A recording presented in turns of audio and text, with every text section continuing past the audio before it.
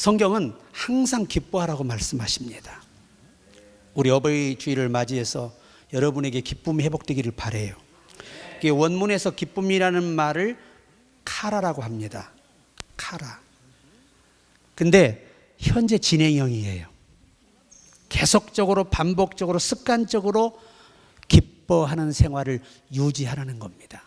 왜냐하면 내 안에 기쁨이 있어야 거리낌이 없는 것이고, 거리낌이 없어야 하나님 앞에 담대할 수 있고 그분께 기도하는 것을 응답받을 수 있습니다. 그럼 어떻게 기뻐할 거냐? 이 원어에 이걸 가르쳐 주는 겁니다. 믿음으로 기뻐하라는 겁니다. 지금까지 나를 지켜주신 것이 감사해서 기쁘고, 나를 죄에서 구원해 주신 것이 감사해서 기쁘고, 앞으로 내 삶을 책임져 주실 것이니 감사해서 기쁘고, 이렇게 기뻐하라는 거예요. 웃을 일이 하나도 없는데 웃어야 돼요. 믿음으로. 왜? 믿고 구한 것은 받은 줄로 믿으라 하셨기 때문입니다. 자, 오늘 어버이 주일을 맞이해서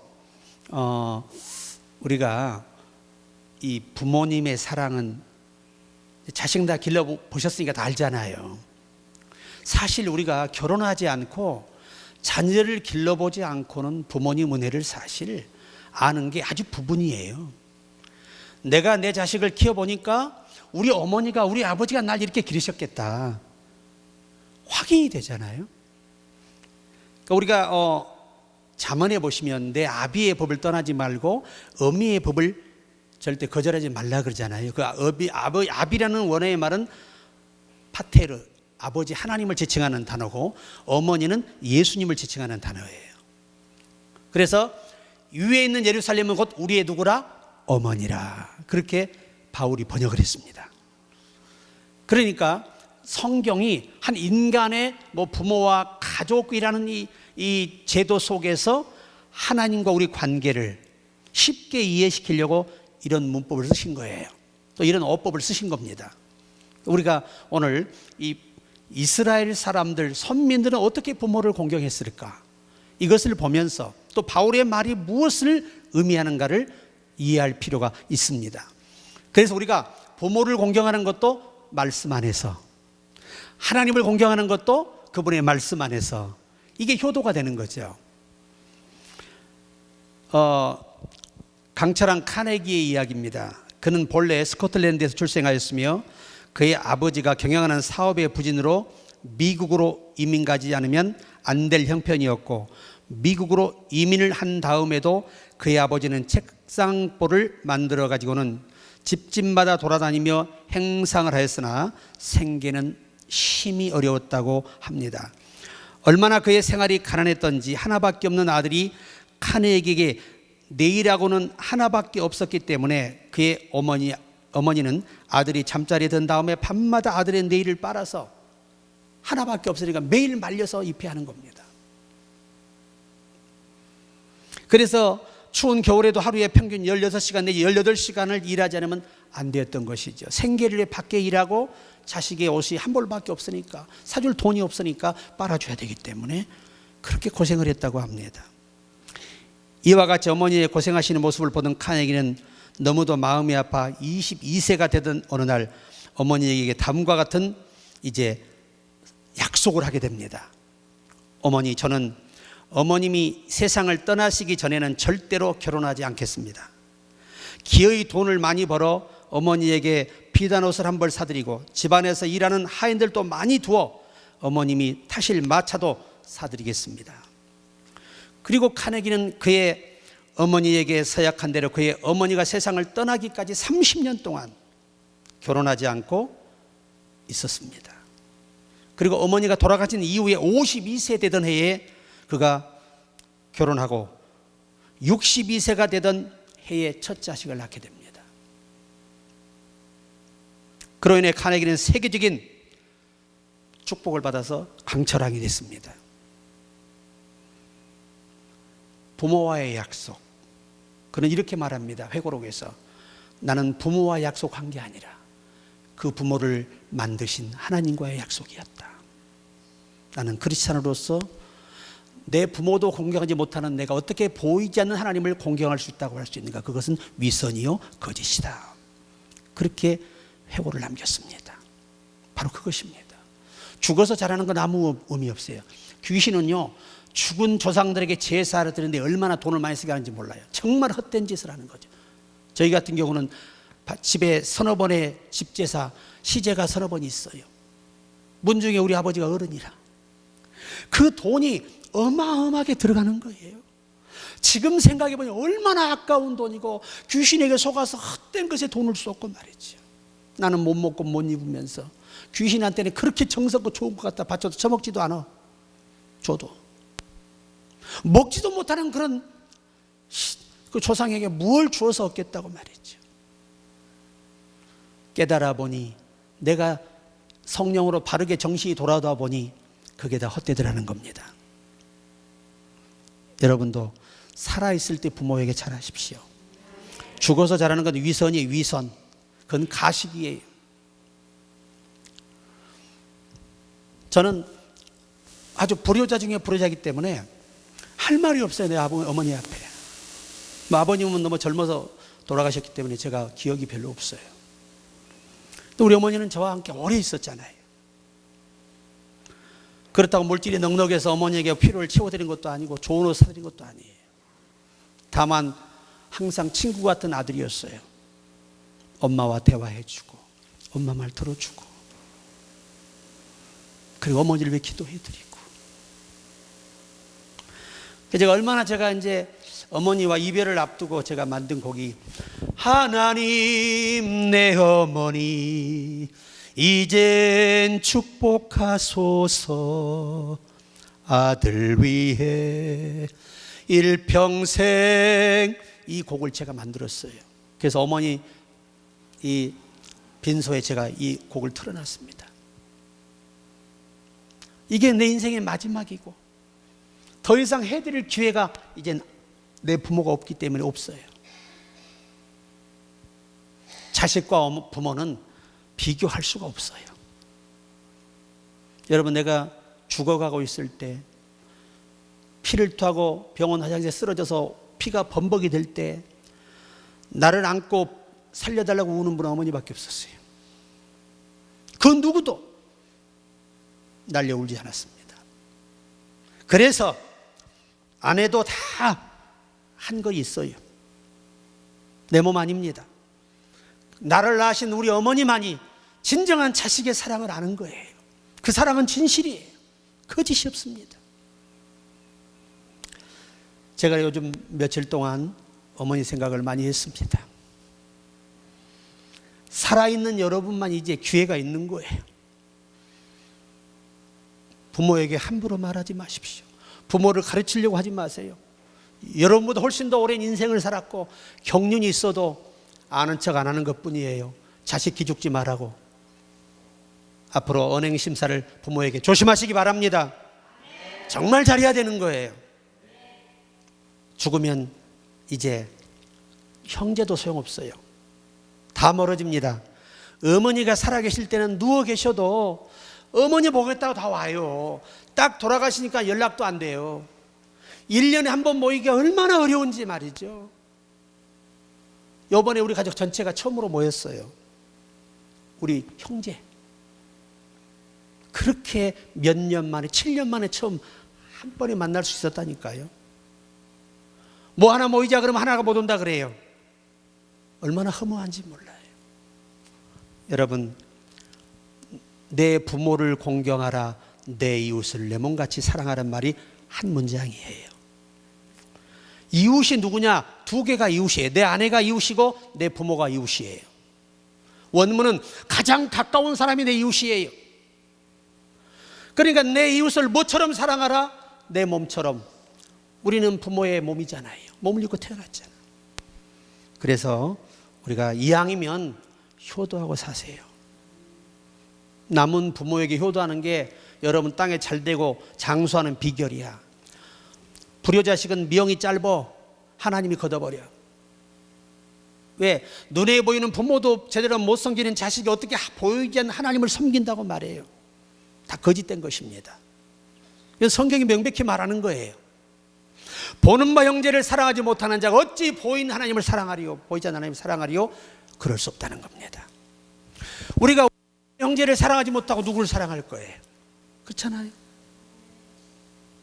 사랑하기 때문에 여러분 손도 잡고 싶고, 사랑하기 때문에 어깨도 두들겨주고 싶고, 사랑하기 때문에 안아주고 싶은 거지. 싫어 보세요. 곁에 오는 것도 징그러워. 서로가 참 서로 스킨십 하고 싶을 때가 좋은 때 줄 아시기 바랍니다. 너무 세월이 흐르면 그것도 귀찮아진대요.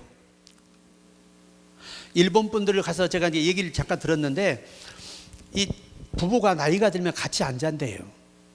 서로가 서로에게 불편을 주지 않게 한 배려랍니다. 그래서 그렇게 따로 주무신대요. 일본은 대부분 그렇답니다.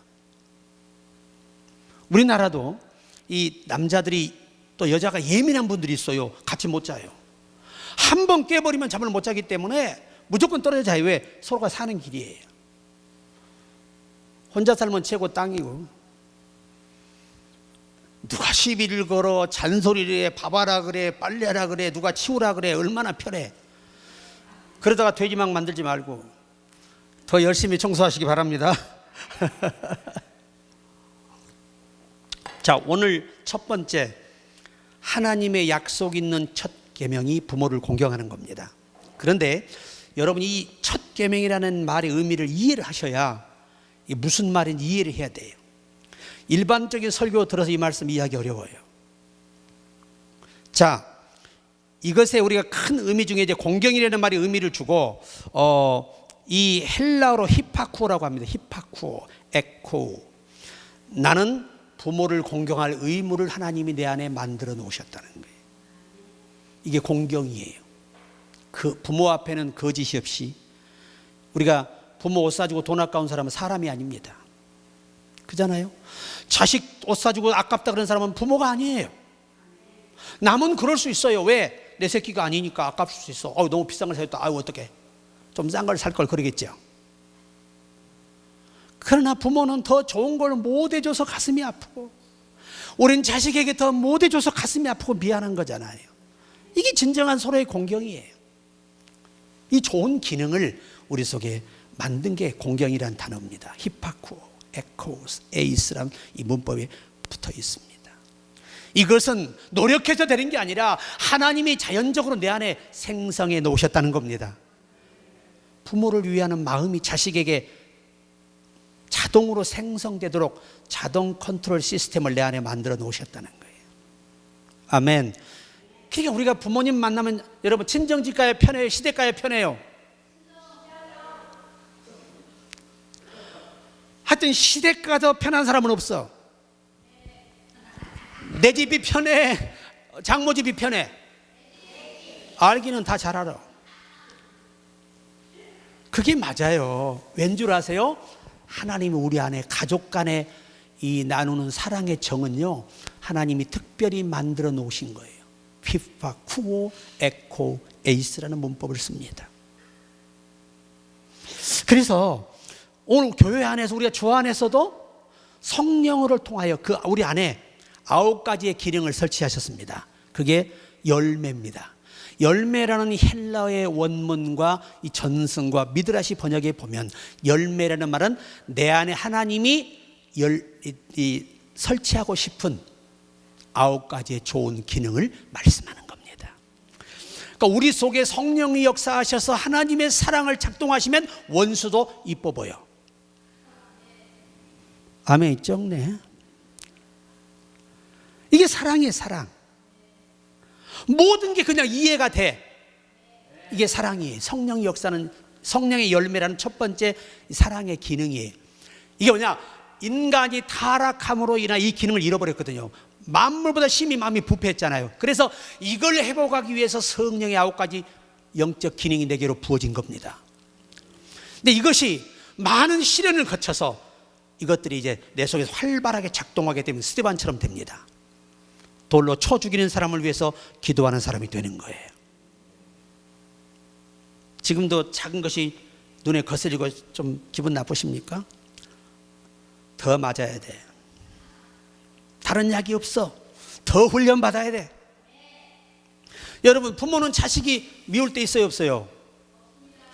있어요.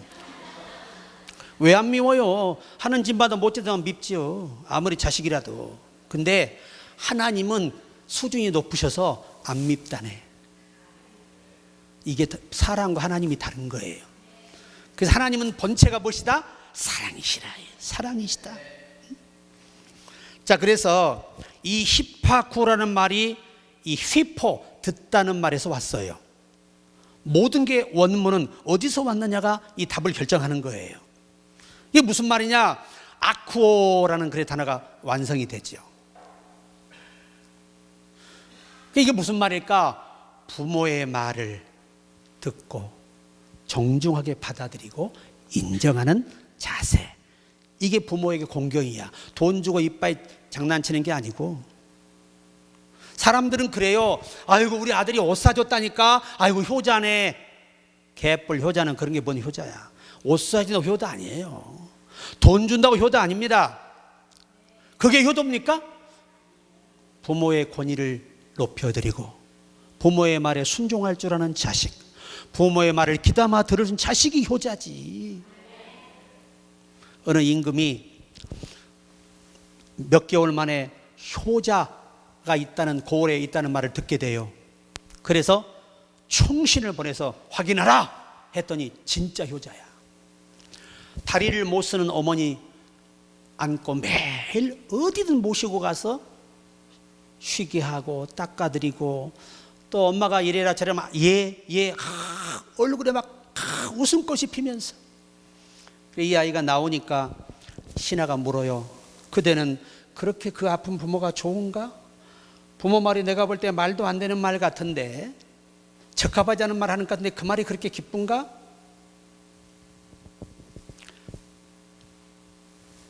선생님, 선비님, 오늘 같으면 나는 어머니를 오직 사랑할 뿐입니다. 내 어머니이기 때문에 나는 사랑합니다. 사랑하는데 뭐가 마음에 거스리며 뭐가 그렇게 불만이 되고 자존심이 상하겠습니까? 나를 어떻게 기르셨는데. 그래도 아멘이 안 나온 거 보면 앞으로 불효자식이 많어. 응?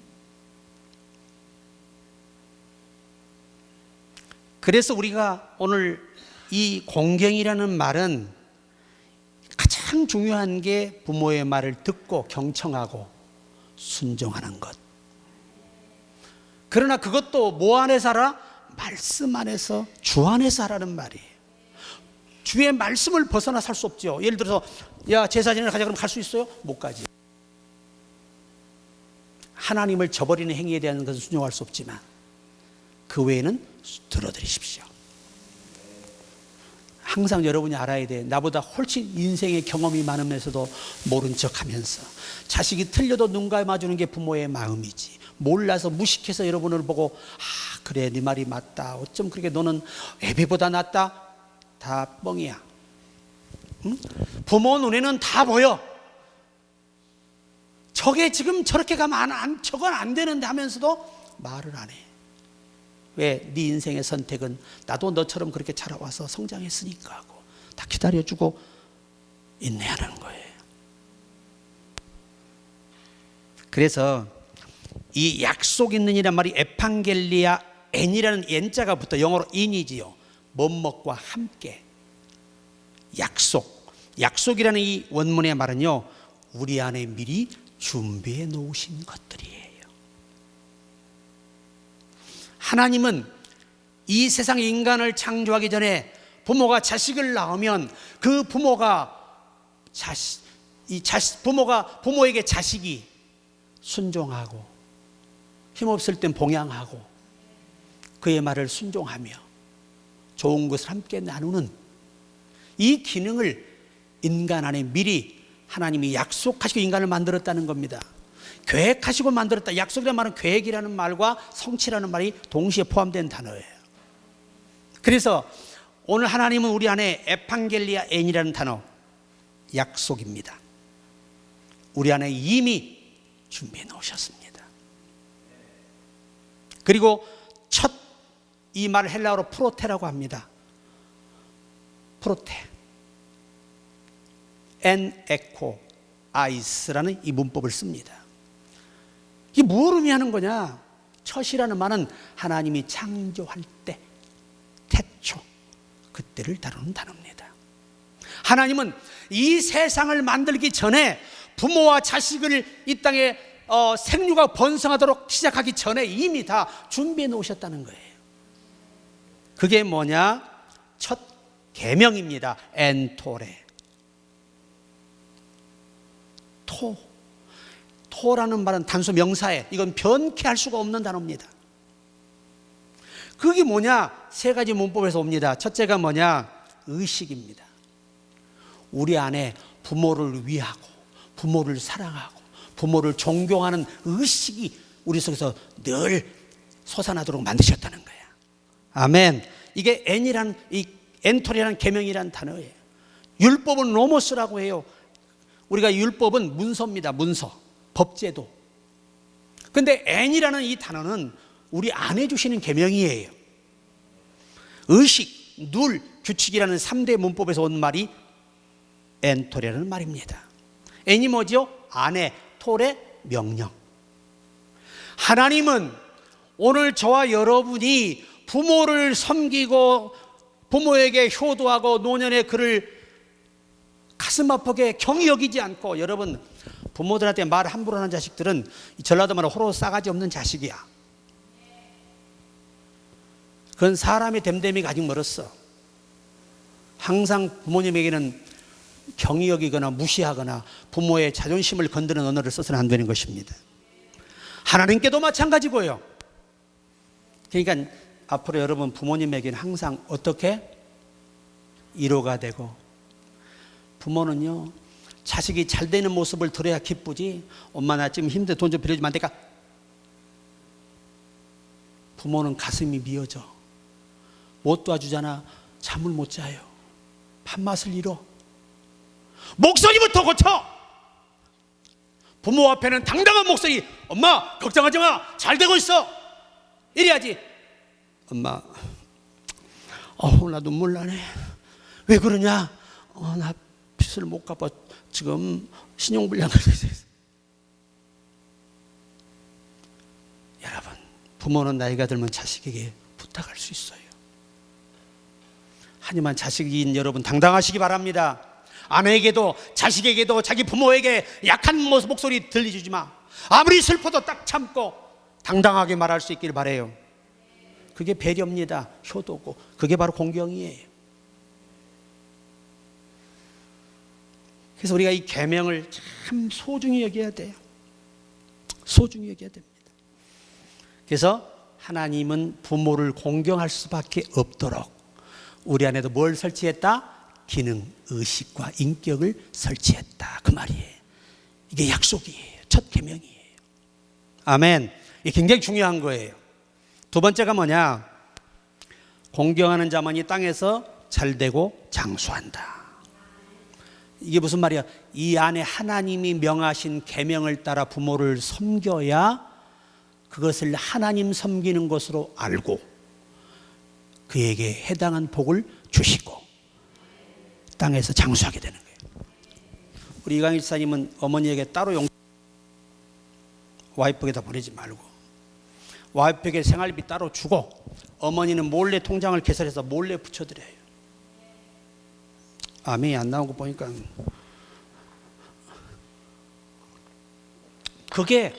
이게 있잖아요. 며느리가 아는 돈은 부담스럽습니다. 그래서 우리가 섬기는 것도 오른손이 하는 걸 왼손이 몰라야 되거든. 용돈을 줘도 몰래 주면 좋잖아. 꼭 앞에 주면 다 뺏겨. 인생에 도움이 안 돼. 당체. 나도 뭐가 필요해? 김 지사님? 비자금이 필요하다고. 사고 싶은 게 얼마나 많아. 주를 위해서. 그래야 안 그래요? 제가 뭐 헛된 게 삽니까? 아니잖아요. 주를 위해 사잖아요. 각자 뭐가 필요하다? 많이 있지도 않겠지만 그래도 10,000원 이상 갖고 있어야 될 거 아니야. 왜냐면요 다니다 보면 있잖아요, 카드가 안 되는 곳이 있어요. 카드도 없지만 또 현금 없으면 아예 난처한 일이 있을 수가 있어요. 그렇기 때문에 여러분 최하 5만 원은 넣고 다녀. 망신 나가지 말고. 나는 걱정할 거 없어. 내가 가락동으로 전화하면 돼. 집사님 5만 원만 보내줘. 배짱이 커서 상처 안 받거든요. 다른 사람은 목사가 돈이나 밝히고 이러는데 저 양반은 안 그래. 그러니까 우리가 또 내가 입금이 필요하면 김수희 집사한테 카톡을 보내 입금시켜. 영문도 모르고 보내는 겁니다, 사실은. 그러니까 이게 현금이 조달이 안 되면 진짜 곤란할 때가 많아요. 차 가지고 다니면요. 오늘 우리 함성도 차 보니까 차가 삐까번쩍해요. 이따 나가 보세요. 이게 뭐냐? 관리입니다. 관리. 세차 좀 하시기 바랍니다. 지르기 20장 12절에 내 부모를 공경하라. 그리하면 내 하나님 여호와가 내게 준 땅에서 내 생명이 길리라. 내가 하고자 하는 아버지가 예비한 길이 있잖아요. 이게 부모와 비례합니다. 내가 부모에게 한 만큼 되는 겁니다. 그러니까 이스라엘 백성들 말씀드렸잖아요. 여호와 하나님께 뭘 드려요? 11조와 감사를 드리잖아요. 자기 부모에게 11조와 감사를 똑같이 드립니다. 그러니까 이 민족이 성경대로 사니까 세계 최고의 부자들이 다 유태인들이에요. 전 세계 경제를 쥐고 흔드는 사람이 유태인. 노벨 평화상 받는 사람이 거의 유태인이에요. 70%가. 그렇게 대단한 복을 받는 이유가 뭐예요? 성경대로 살기 때문입니다. 부모를 공경하니까. 그것이 하나님의 말씀에 순종하는 하나님을 경외함이 되기 때문에 그토록 복을 받는 거예요. 부모는 자식이 못해줘도 서운하다지 않아요. 항상 죄스러운 마음을 갖잖아요. 내가 못해줬는데 뭘 바래? 이건 부모의 진실한 마음이야. 잠언 23장 25절에 내 부모를 즐겁게 하며 너 낳은 어미를 기쁘게 하라.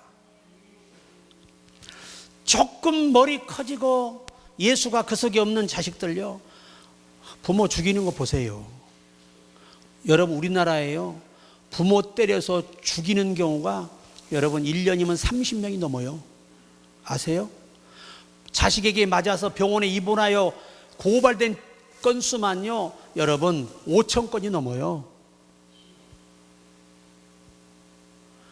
조사를 했는데 부모에게 막말한 자식들, 여러분 놀라지 마십시오. 37%가 넘어요. 복을 받을래야 받을 수가 없는 거죠. 그런 자식들에게 복을 줘서 뭐합니까? 어디다 쓰게.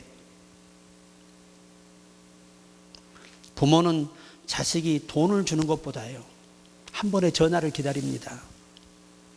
어머니 저 잘 있어요. 아버지 저 잘 있어요. 아버지가 기도해 주시니까 잘 되고 있네요. 감사해요. 얼마나 행복해. 돈 몇 푼 주고 애겠어. 이런 자식은 사람이 아니지. 이런 자식은 사람이. 응? 마누라에게 돈을 맡기면 애겠어. 네 마누라처럼 맡기고 살아보세요. 진짜 현실적입니다. 아내를 믿으시기 바랍니다.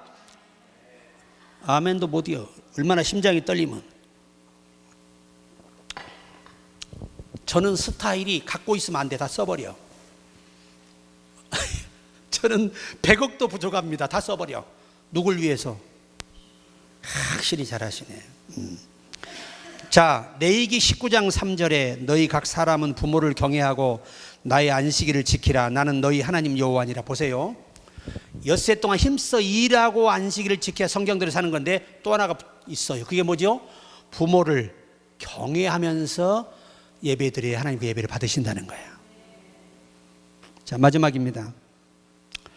어느 날 신문에 나이 드신 어머니를 실렸습니다. 이건 세계적인 이슈였습니다. 이건 사실입니다. 세상에 어느 날 신문에 보니까 어떤 부부가, 가난한 부부가 보는데 세상에 어머니를 판다는 거예요. 여러분, 실제 미국에 있었던 일입니다. 그날 저녁 한 부부가 광고에 적힌 주소를 보고 그 집을 찾아갔는데 집은 상상 의외로 궁궐 같은 집이었습니다. 배를 누르자 한 노파가 그들을 맞았습니다. 그 남편이 노파에게 묻습니다. 어느 분을 파시는 거죠? 바로 나라오. 나온 할머니가 자기가 자기 판다고 신문에 냈다는 거예요. 그런데 남들은 있는 부모도 안 모시려고 하는 세상에 당신들은 무슨 생각으로 늙은 어머니를 사려고 하오. 저와 제 아내 모두 어려서 부모를 잃었답니다.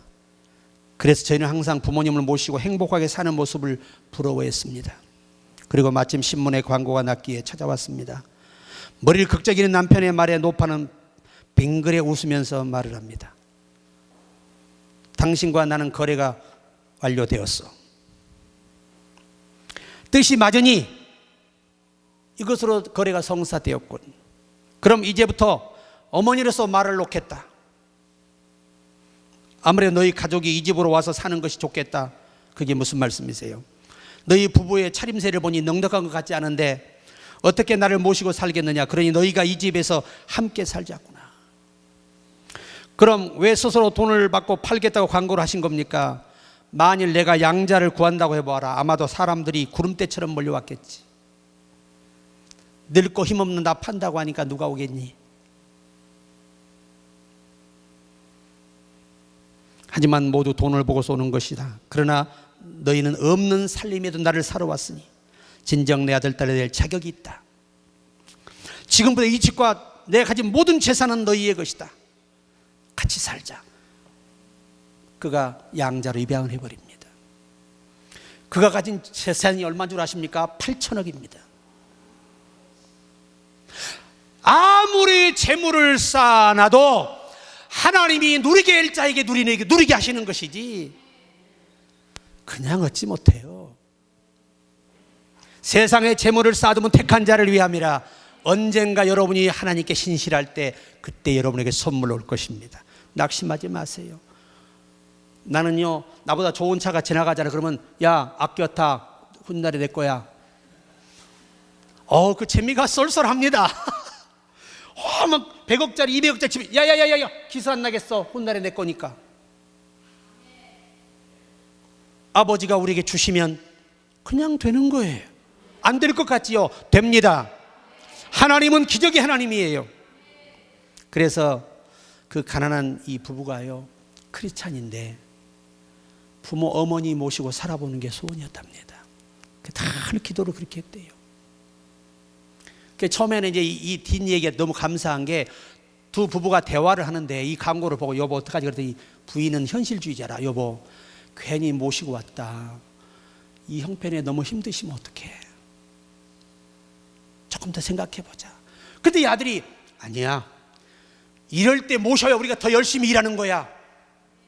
조금 더 노력하면 돼. 우리 기도한 대로 순종합시다. 해서 8천억 부자가 된 거예요. 미국에 대서특필됐습니다. 이 사건이. 하나님은 아무에게나 복을 주는 게 아니에요. 부모에게 효도하는 자에게 주는 거예요. 결론입니다. 효도는 하나님의 뜻에 순종과 감사를 동반하는 것임을 잊지 말라고 하는 것입니다. 부모에게 돈 주고 옷 주는 것도 중요하지만 그 부모의 권위를 높여드리고 그 부모를 업신여기지 않고 함부로 전라도 말로 주둥 아래 놀리지 않고 이런 자식이라 하나님이 복을 주는 거예요. 여러분이 1,000억을 물려줘 보세요. 하나님이 그릇이 아니면 다 잃어요. 패가망신합니다. 나는요, 로또 보고 1등 돼서 잘된 사람 못 봤어요. 다 패가망신했어요. 90%가. 그리고 협박에 시달리고 도망다니고. 왜? 서로 돈 뜯어가려고 덤비니까. 구제단체에서 어떻게 그렇게 아는지 막 집까지 쫓아온대요. 1,000만 원, 2,000만 원, 5,000만 원만 기부해달라고. 거저 생긴 돈인데 도와달라 이거죠. 거저 생기긴 걔가 얼마나 많은 돈을 투자해서 표를 샀겠어요. 사랑하는 여러분, 그런데 어느 기독교인이 1등에 진짜 당첨이 됐어요. 그분은 장로님이셨어요. 그분 기도가 뭔지 아세요? 절반은 성전 짓겠습니다. 절반은 가난한 사람을 위해서 돕겠습니다. 한 푼도 제가 쓰지 않고 절반을 교회로, 절반을 구제로 다 내놨어요. 어린아이 꿈나무들을 키우는 곳으로 기부한 것입니다. 미국은 그런 국가잖아요. 세계 강대국이 그냥 되는 거 아니에요. 어려서부터 아이들 철저히, 여러분 록펠러처럼 그 부모가, 할아버지가요, 아예 얘 손이 안 닿는 데가 11조 주머니, 감사 주머니 만들어 놓고 철저히 시킨 거예요. 그래서 그가 성경대로 여러분 세계 부호가 된 겁니다. 성경대로 안 살면서 부자가 되겠다? 하나님의 위선적인 죄가 되는 것이고 외식하는 벌의 처함을 받게 되는 것입니다. 사랑하는 여러분, 제가 여러분에게 돈 강조하는 거 아닙니다. 하나님 것만 잘 내라 이거야. 벌 받기 전에 내가 여러분 개인에게 내 돈을 달랍니까? 차를 사달라 그럽니까? 떡을 사달라 그럽니까? 물론 찰밥은 먹고 싶지. 딱 그런 얘기는 하지만 요구하는 게 없어요. 왜? 여러분도 어려운 걸 다 알잖아요. 다만 어려워도 하나님의 말씀에 순종하자면 절대 길이 안 열리니까 답답해서 그러는 거예요. 이게 목자의 심정. 부모는요, 자식이 바른 길로 안 가면 답답한 거예요. 뻔히 인생 살아봤기 때문에 보인단 말입니다. 하나님도 뻔히 보이니까 순종하라고 하는 거예요. 여러분이 부모 돼봐서 아시잖아요. 자, 오늘 말씀을 마칩니다. 오늘 모두 효도합시다. 자, 우리 옆에 분에게 살아있는 부모에게 마지막으로 잘합시다. 그게 시댁이든 그게 처가이든 효도하시기 바랍니다. 그러면 큰 영육의 복이 여러분 임할 줄로 믿습니다.